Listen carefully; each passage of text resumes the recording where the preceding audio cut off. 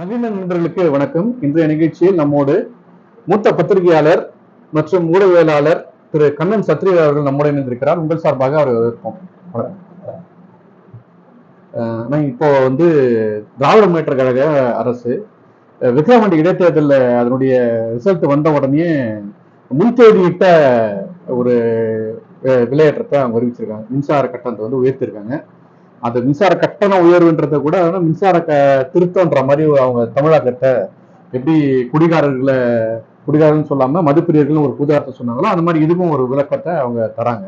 இப்ப இந்த போக்கு எப்படின்னாரு திமுக ஆட்சிக்கு 3 வருட காலத்தில் இதுவரை 3 முறை மின்கட்ட உயர்வை உயர்த்தியிருக்கிறார்கள். இன்றைக்கு கரெக்டா தொட்டாதான் சாக்கடிக்கின்ற நிலைமை போய் இன்றைக்கு மின்சார கட்டணத்தை பார்த்தாவே ஷாக்கடிக்கிற அளவுக்கு மக்களுக்கு வந்துச்சு. அதே நேரத்தில் விக்கிரவாண்டி தேர்தலில்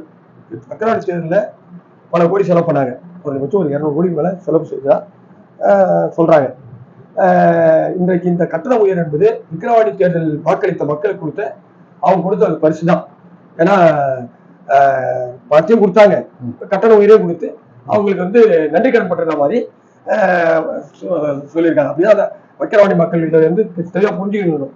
உங்களெல்லாம் வாக்களிச்சுமே இந்த மாதிரி ஒரு நிலைமை ஏற்படுது என்பது இனி வரும் காலங்களில் மக்கள் இதான் பார்த்து திமுகவுக்கு சரியான பாடத்தை அப்படி அந்த விக்கிரவாண்டி மக்களுக்கான பரிசுனா அந்த சட்டமன்ற தொகுதி மக்களுக்கு தானே கொடுத்துருக்கணும், தமிழ்நாட்டுக்கே இல்ல சேர்த்து உயர்த்ததான் இருந்தாங்க. இந்த தேர்தலுக்கு பிறகு ஏற்கனவே விசசாராய சாவுகள், அதுக்கப்புறம் இன்னும் பல பிரச்சனைகள் இருந்ததால அம்சம் இதெல்லாம் அந்த தேர்தலில் பின்னோக்கி அவங்களுக்கு பாதகம் வந்துடும் சொல்லிதான் அவங்க ஒரு ஓட்டுக்கு 2000 முதல் 3000 கொடுத்தா சொல்றாங்க. தேசிய 500 1000 சொல்ல அந்த அமைச்சர் இருந்த இடத்துக்கு அவங்க வசதிக்கு ஏற்ற மாதிரி போலீஸ் இப்படிலாம் கொடுத்தாங்க. மருத்துவர் தெளிவா அந்த அறிக்கையை கொடுத்திருக்காரு. எனவே ஏன் சொல்றேன்னா ஒட்டுமொத்த மக்களுக்கும் தான். ஏன்னா ஏன் அப்படின்னு சொன்னோம்னா இந்த மாதிரிலாம் இந்த அரசு தொடர்ந்து மக்களை பழி வாங்கி தெரியும் அந்த மக்கள் வாக்களித்தாங்க. அதுக்காக நான் ஒரு இதுவா சொல்றேன் பரிசுன்றது. இப்ப அதை ஒட்டி படம் கட்சி ஆர்ப்பாட்டம் நடத்துறாங்க. முதல்ல ஆர்ப்பாட்டமே படம் கட்சி சேர்ந்த தலைவர்களால் தான். அதிமுக என்ற ஒரு கட்சி எதிர்கட்சி இருக்குதான்றதே மக்களுக்கு கேள்விக்குறி ஆயிடுச்சு. கடந்த காலங்கள்லாம் பாத்தீங்கன்னா திமுக அதிமுக 2 கட்சி தான். அதிமுக ஆளுங்கட்சியா இருக்கும்போது இந்த மாதிரி மக்கள் விரோத நடவடிக்கைகள் ஈடுபட்ட கட்டண உயர்வு திமுக போராட்டம், திமுக ஆட்சியில இருந்தா அதிமுக போறோம். இதுதான் கடந்த கால வரலாறு. இன்னைக்கு அதிமுக ஒரு கட்சி இருக்குதான்னு தெரியல. ஆனா இன்றைக்கு நம்முடைய பாட்டாளி மக்கள் கட்சியுடைய தலைவராக அன்புமணி அவர்களை அன்புமணி அவர்களை நியமித்த பிறகு இன்றைக்கு அவர் மக்கள் பிரச்சனைகளை எதுவாக இருந்தாலும் முதல் குரல் கொடுக்குற அவராக தான் இருக்கிறார். அதே மாதிரி இன்றைக்கு மக்கள் பிரச்சனை முதல் தான் போராட்டம் நடத்தாங்க. தமிழக மக்கள் சார்பாக நான் அவங்களுக்கு இந்த நேரத்துல ஒரு நன்றி தெரிவிக்கிறேன். இப்படி போராடின அந்த கட்சியினுடைய தலைவர் மேலேயே காவல்துறை மூலமா வழக்கு போட்டிருக்காங்க. இது திமுக மிரட்டல். அதிமுக என்ன செஞ்சதோ அதேதான் திமுக செய்யுது. கடந்த காலத்துல இதே மாதிரி திமுக ஆர்ப்பாட்டம் பண்ணாங்கன்னா அவங்க மீது எதிர்கட்சி பண்ணா வழக்கு போட்டாங்க. இப்ப அதே பாணியை இவங்க பயன்படுத்தி இருக்கிறாங்க. இதெல்லாம் வழக்கெல்லாம் போட்டு அடைக்கோடுகள் ஒரு கட்சி முடியாது. அடிக்கடிக்க தான் பந்தி எழுபணுவ மாதிரி இன்றைக்கு அவங்க இதெல்லாம் அவங்க பல வழக்குகளை சந்திச்சாங்க. இந்த வழக்கெல்லாம் அவங்களுக்கு சாதாரணம். இருந்தாலும் இது மக்களுக்கான போராட்டம் போது மக்களே அவங்களுக்கு கடுமையா இருந்தது. இது சொந்த காரணங்களுக்காக போராட்டம் இருந்தா கூட இல்லை, மக்கள் பிரச்சனையை எடுத்து நடத்துற போராட்டத்துக்கு நடத்தும்போது வழக்கு போடுறதா அது அவங்களுக்கு பின்விளைவு தான் ஏற்படுத்துமே தவிர அதனால பாமகவுக்கு ஒரு பாதிப்பும் ஏற்படுத்தாது. பல வழக்குகள் இதுவும் வழக்காக தான் அவங்க திமுகவுடைய வழக்கு பாமக எதிர்க்கும் எதிர் வினையாற்றுன்றது எதிர்கொள்ள வேண்டியதுதான். ஆனா அதுக்கு அடுத்தடுத்த போராட்டம் பண்ண தமிழ் மாநில காங்கிரஸுக்கோ இல்ல மற்ற அமைப்புகளுக்கோ இவ்வளவு பெரிய எதிர்வினை உடனே அரசு பண்ணல. அது மட்டும் இல்லாம இப்போ அப்படி பண்றதுன்றது பார்க்கும்போது எதிர்கட்சிகளுடைய போராட்ட குணத்தை முறியடிக்கிறதுக்கு அரசு இப்படி முயல்கிறதுன்றது. எதிர்கட்சிகள் நடத்துற போராட்டத்தை முறியடிக்கிறது ஆளுங்கட்சி நினைப்பாங்க. அதே நேரத்தில் விக்கிரவாண்டியுடைய அவங்க வெற்றி பெற்றாலும் கூட விக்கிரவாண்டியில பாமக ஏறக்குறைய 50,000 வாக்குகள் வாங்கிட்டு அதே நேரத்தில் டெபாசிட் போகணும் வழிகளை செஞ்சாங்க. ஆகவே அவங்க மேல பாமக மேல கடுமையான வெறுப்புகிறாங்க. அதான் அதே மட்டும் இல்லாம இப்ப வண்டி விரோத செயல கடுமையா ஈடுபட்டு வராங்க. சமீபத்தில் ஒரு 25-40 அதிகாரிகளை IAS அதிகாரிகளை மாத்துறாங்க. அதை பாத்தீங்கன்னா 4 பேருக்கு மாவட்ட ஆட்சியராக இருந்தாங்க வன்னியர் சமுதாயத்தில். அதுல 2 பேரை மாவட்ட ஆட்சியர் எடுத்தாங்க. ராணிப்பேட்டையும் அதுக்கு பிறகு அரியலூர் பெரம்பலூர் மாவட்ட கலெக்டர் நீக்கிட்டு அவங்கள துறை, அதாவது மென்மையான துறையில அவங்க போட்டாங்க. அதே மாதிரி பார்த்தீங்கன்னா 16 ஐஏஎஸ்ல 8 பேர் வந்து 8 ஐஏஎஸ் வந்து செக்ரட்டரி செயலாளர் அளவில் இருக்காங்க. ஆனால் அதில் ஒரே ஒருத்தர் தான் செயலாளராக போட்டிருந்தாங்க. அவரையும் எடுத்து முடிப்போம் டம்மியான கீழ், அதாவது வலு இல்லாத இலாக்காவில் அவர் அமைச்சிருக்காங்க. இப்போ பார்த்தீங்கன்னா ஒரு தேர்தலுக்கு உயர்மட்ட குழு, 2026 சட்டமன்ற தேர்தல் உயர்மட்ட குழுன்னு ஒரு போட்டிருக்காங்க. அதில் பார்த்தீங்கன்னா ஒரு வண்டியர் கிடையாது திமுக.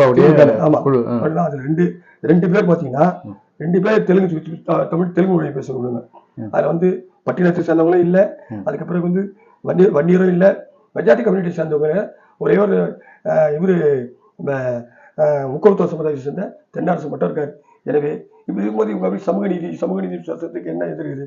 எனவே இவங்க வந்து பெரும்பான்மை சமுதாயத்திலாம் இல்லாம பணத்தை கொடுத்து ஓட்டு வாங்கிடலாம் அப்படின்றது. ஏன் இந்த உயர்மட்ட குழுனா, உயர்மட்ட குழுல வந்து இங்கே அந்த பெரும்பான்மை சமுதாயம் தான் சில விஷயங்களை அவங்க சொல்லுவாங்க ஒரு எதிரும் போது, அப்போ அந்த மக்களுடைய கருத்தாக கூட அவங்க வந்து அதில் ஏதாவது ஒரு தேர்தல் அறிக்கை தயாரிக்கிறதுக்கோ அல்லது மற்ற பல விஷயங்கள் வரும்போது அப்போ அவங்களுடைய கருத்து வந்து அங்கே எதிரொலிக்கும். அந்த சார்ந்த இருக்கிற மக்களாக திட்டமிட்டு இவங்க வந்து கலைஞர் மைனாரிட்டி அரசு நடத்துறாரு. இப்ப இவரு மைனாரிட்டி அரசு, அதாவது மக்கள் வந்து 2006 வந்து அவருக்கு வந்து மெஜாரிட்டி கொடுக்கல, அப்போ மைனாரிட்டி அரசு வந்தாரு. ஆனா இப்போ ஆட்சி வந்து மைனாரிட்டிகளான ஆட்சியாக தான் நடக்குது தவிர மெஜாரிட்டி மக்களை, நான் சொல்றது மைனாரிட்டினா நான் முஸ்லீம் கிறிஸ்டின் சொல்லலை, சமுதாயத்துல சிறுபான்மை அவங்க அந்த மைனாரிட்டி தான் அவங்க கட்சி நடத்துறாங்க. ஏன்னா அவங்க மைனாரிட்டி, அதனால அந்த மாதிரி இருக்கு. பெரும்பான்மை மக்கள் இன்னைக்கு வந்து வஞ்சிக்கப்பட்டிருக்காங்க, கட்சியிலும் வஞ்சிக்கப்பட்டிருக்காங்க, ஆட்சியிலும் வஞ்சிக்கப்பட்டிருக்காங்க, நிர்வாகத்திலும் வஞ்சிக்கப்பட்டிருக்காங்க.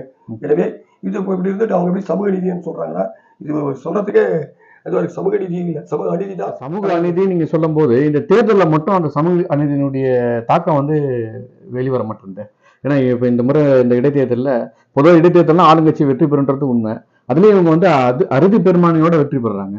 அப்படின்னும் போது அந்த பகுதி மக்களுடைய பெரும்பான்மை மக்களுடைய பிரதிபலிப்பால் இருக்கணும். இடைத்தேர்தல் வந்து சமீபமாக இடைத்தேர்தலாம் பார்த்தீங்கன்னா ஆளுங்கட்சி தான் ஜெயிக்க பணம் அதிகார பலத்தை வச்சு.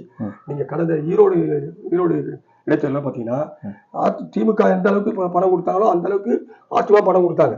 ஆனால் பணம் கொடுத்தாங்க 43,000 ரூபாய் வாக்குகள்லாம் வாங்கினாங்க. ஆனா இன்றைக்கு பாமக ₹1 கூட செலவு செய்யாம, என் நண்பர்கள் பத்திரிகையாளர்கள் சொன்னாங்க, ₹1 செலவு செய்யாம எல்லா ஊர்லயும் வந்து அவங்க பாக்கெட் பண்ணி செலவு பண்ணி பண்ணியிருக்காங்க. 56,000 ஓட்டு, அதான் ஏறக்குறைய 56,000 ஓட்டு இருந்தது. இது வந்து உண்மையிலேயே அந்த மக்கள் அங்க இருக்கிற வறுமையில இருக்க மக்கள் அன்றாட அரசியல். ஆனா கூலி வேலைக்கு போறவங்க, கூலி தொழிலாளி, கூலி விவசாயி இப்படி இருக்கவங்க இன்னைக்கு வந்து அந்த பணத்தை கொடுத்த பணத்தையும் வாங்கின்னு இவ்வளவு வாக்குகள் போட்டாங்கன்னா உண்மையிலேயே அவங்க வந்து பாமக மீது வச்சிருக்க நன்மதிப்பு என்பதுதான் ஓட்டு போட்டிருக்காங்க. நமக்கான கட்சி, நமக்கு குரல் கொடுக்குற கட்சி பாமக அதை போட்டிருக்காங்க. இது வந்து உண்மையிலே எல்லாரும் திமுக அதிர்ச்சி அடைஞ்சாங்க. இவ்வளவு ஓட்டு வரும் நாங்க எதிர்பார்க்கல அப்படின்னு சொல்லி டெபாசிட் போடுறது நாங்கள் 3 முறை வேலை செஞ்சோம் அப்படின்ட்டு.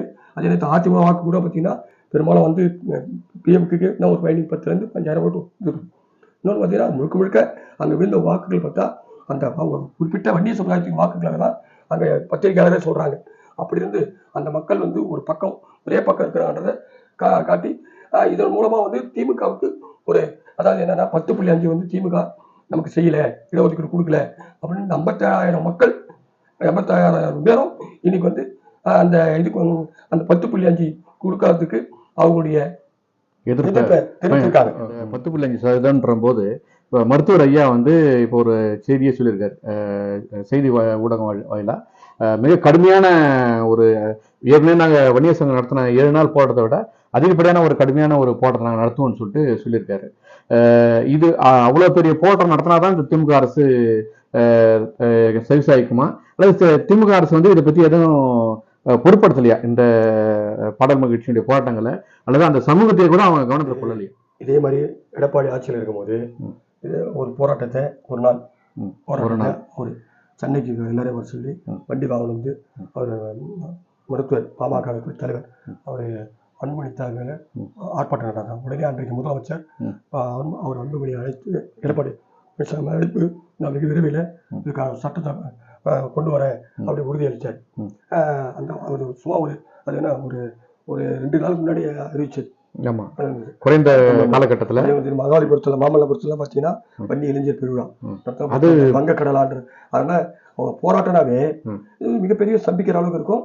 இன்னொன்று என்னன்னா அந்த காலகட்டத்துல இந்த மாதிரி தகவல் தொடர்புலாம் குறைவு. இன்னைக்கு வந்து தகவல் தொடர்புகள் அதிக அளவில் இருக்கு. அன்றைக்கு தகவல் தொடர்புலே இல்லாத நேரத்திலேயே மிக அந்த போராட்டம் வந்து ஒரு நாள், அதாவது 1987 செப்டம்பர் 17 முதல் 23 நடந்த ஒரு வாரங்கள் சாலை மறியல் போராட்டம் மிகப்பெரிய வெற்றி பெற்றது. ஒன்னொன்னா அன்னைக்கு அந்த போராட்டம் வெற்றி பெற்றதுக்கு அந்த வரலாறு சொல்லிதான் ஆகணும். ஏன்னா அது ஒரு காரணம்னா காவல்துறை வந்து ஒரு போராட்டத்தை எப்படியோ அடக்கி ஒடுக்கிடுவாங்க. ஆனா அன்றைக்கு போராட்டம் வந்து வெற்றி பெற்றதுக்கு அன்றைக்கு எம்ஜிஆர் வந்து அமெரிக்கால இருந்தார், உடல்நிலை இல்லாமல். அப்போது பண்டு ராமச்சந்திரன் தான் அவங்க அவர்களை தான் வந்து அந்த சட்ட காவல்துறையை எம்ஜிஆர் கொடுத்துட்டு போனார். அதனால அவர் இருந்தால அந்த போராட்டம் வந்து காவல்துறை வந்து 21 உயிர்கள் பலியானா கூட அந்த போராட்டம் வந்து வெற்றி பெற்றதுன்னா அவருடைய மென்மையான போக்கும் ஒரு காரணம் தான். அது வரலாறு தெரிஞ்சவங்க தெரியும். எனவே அதனால நான் பாமகவே அவரால் போராட்டம் வெற்றி அப்படின்னு சொல்லுறேன். இருந்தாலும் அதுவும் ஒரு காரணம் இந்த நேரத்தில் பதிவு செஞ்சுக்கிறேன். அதே நேரத்தில் இன்றைக்கு வந்து இப்போ வந்து எல்லாரும் வந்து இந்த வன்னியர் இளைஞர்கள் திரும்பி பேரும் கூட பயங்கர வருத்தத்தில் இருக்காங்க. தேர்தலுக்கு முன்னாடி அவர் மாண்புமிகு முதலமைச்சர் அவர்கள் 10.5 கொடுக்கலன்னா பல கிராமங்களெல்லாம் கடந்த காலம் சொல்லுவாங்க, அது சொல்லுவாங்க அரசியல் உள்ளே மாற்றோம் கொடிக்கமெல்லாம் வெட்டி சாய்ச்சாங்க. கொடிக்கம்பம் வெட்டி சாய்ச்சாங்க. அது மாதிரி பல கட்சியிலேருந்து எல்லாரும் கரை வீட்டெலாம் கீழ்ச்சி போட்டு வன்னி சங்கம் மேடைகள் ஏறினாங்க. எனவே மறுபடியும் அந்த வரலாறு வந்து கண்டிப்பா திரும்பவும். எனவே அந்த அளவுக்கு இந்த அரசு கொண்டு செல்லாது என்று நினைக்கிறோம். அப்படி தான் போராட்டம் வந்து மிக வலுவாக இருக்கும். இது வந்து சாலை மறியல் போராட்டத்தை விட அதை விட இது பல மடங்கு மருத்துவரையா சொன்ன மாதிரி இருக்கும் தான் நான் என்னுடைய அறிவு கேட்ட வரைக்கும் சொல்றது ஏற்றுக்கொள்ள விஷயம் தான். அந்த காலகட்டத்தில் 87 அந்த மாதிரி காலகட்டத்தில் ஏற்பட்ட போராட்டம் என்பது கிராம மக்கள்ல அந்த இயல்பாகவே அந்த தன்னுடைய இனம் சார்ந்த ஒரு பற்றுகளோடு வாழ்ந்தாங்க. இன்னைக்கு இருக்கக்கூடிய இளைஞர்கள் அந்த அளவுக்கு இயங்குவாங்களா? அந்த மாதிரி அன்னைக்கு இருந்த இளைஞர்கள் நடுரோட்ல என்ன சுட்டாலும் பரவாயில்லன்னு சட்டை கட்டி மார்பை காட்டி வேதியோட போராடின அந்த இளைஞர்கள் இருந்த காலகட்டம் போய் இன்னைக்கு எல்லாம் ஐடி உலகமா மாறி போச்சு. பாடாளுமன்ற கட்சியில வந்து ஓட்டு வங்கியும் முன்பு மாதிரி இல்லாத அளவுக்கு ஒரு மாய தோற்றம் ஏற்பட்டிருக்கு. அப்படின்னும் போது இன்னைக்கு இருக்க காலகட்டத்துக்கு அந்த போராட்டம் வருமா? பாமக என்றாவே வன்னியர் சங்கம் பாமகனாவே எல்லாருமே ஒன்றும் இல்லை. நாங்கள் வந்து அப்போ வன்னியர் சங்கத்தில் இருக்கும்போது நாங்கள் போய் இந்த நடிகர் பாண்டியராஜன் அவரோட போய் நாங்கள் நிதிக்காக போனோம். அப்போ அவர் என்ன சொன்னார்னா, அவர் வந்து வன்னியர் கிடையாது. அவர் என்ன சொன்னார்னா, நாங்கள் ஷூட்டிங்கு போறோம்னா இவங்களுடைய போராட்டம் ஏதாவது இருக்கா சரி அப்படிதான் நினைப்போம். ஏன்னா திடீர்னு அறிவிச்சிட்டீங்கன்னா அன்னைக்கு எல்லாம் அவ்வளவுதான் சம்பிச்சர் தமிழ்நாடு அப்படி எல்லோரும். அதே மாதிரி எல்லா தரப்புலையும் என்ன பண்ணுவாங்கன்னா ஒரு அச்சம் இருந்தது. ஏன்னா இது வந்து வன்னியர்ல வந்து அதாவது மக்கள் தொகையில மூணுல ஒரு பங்கு இருக்காங்க. அது வந்து ஒரு உணர்ச்சி பூர்வமானவங்க, வேகமானவங்க, எதையும் எதிர்கொள்பவர்கள் என்ற அச்சம் வந்து எல்லோருக்கும் இருக்கு. ஆனா இடையில பாமக கட்சி ஆன பிறகு இடம் கொஞ்சம் தோல்வி ஏற்பட்டது. அந்த தோல்வி வைத்து இப்போது ஒரு போராட்டம் வெற்றி பெறுமா அந்த அளவுக்கு இருக்குமா நம்ம அது கேட்கறது வந்து ஒரு அதான் வந்து எப்படின்னா நீங்க கேட்கறது கரெக்ட் தான். ஏன்னா அன்னைக்கு வந்து ஒரு சமுதாய வெறி ஒரு இன்றைக்கு வந்து காலகட்டத்தில் அந்த இன உணர்வு என்பது மங்கி போயிடுச்சு. அன்னைக்கு நிறைய பேர் படிக்காம இருந்தா, நிறைய பேர் இன்னைக்கு எல்லாரும் ஓரளவுக்கு இந்திய சமுதாயத்துல கொஞ்சம் மேல வந்திருக்காங்க. அப்போது மறுபடியும் போராட்டம் வரும்னு சொல்றீங்க. ஆனாலும் வந்து உங்களுக்கு மக்கள் மேல அவேர்னஸ் பயங்கரமா போகுது. அந்த இளைஞர்கள் போராட்ட காலத்துல நியாயம் வந்து மக்கள்கிட்ட போய் சேரும். அந்த மக்கள் சோசியல் மீடியா மூலமா புரட்சி ஏற்படுத்தும். சமீபத்தில் கூட முதலமைச்சருக்கு வந்து எல்லாரும் வந்து 10.5 கொடுக்கணும்னு சொல்லி கடிதம் சொன்னாங்க. கடிதம் வந்து ஒரு எல்லா ஊர்ல இருந்து கடிதம் எழுந்தாங்க. அப்படி கூட அது ஒரு புரட்சி ஏற்படுத்தாங்க. எனவே இந்த போராட்டம் என்பது பெரிய வெற்றி பெறும். ஏன்னா அந்த அளவுக்கு வன்னியவர்கள் வந்து கோபத்துல இருக்காங்க. ஆனா அன்றைக்கெல்லாம் வந்து வசதி வாய்ப்பு குறைவு. இன்னைக்கு வசதியானவர்களா இருக்காங்க. இன்னைக்கு வந்து அவர்கள் வந்து பின்பலமா இருந்து இந்த போராட்டத்தை வந்து வெற்றி நம்ம சமுதாயம் இந்த போராட்டம் என்பது இது 10.5 மட்டும் இல்லை, 2026 26 தேர்தலுக்கு ம். தேர்தல் இது ஒரு பெரிய மாற்றத்தை இந்த போராட்டம் ஏற்படுத்தும் என்பது எங்களுடைய பல்வேறு கேள்விகளுக்கு தொடர்ந்து எங்க அரங்கத்துக்கு வந்து கேள்வி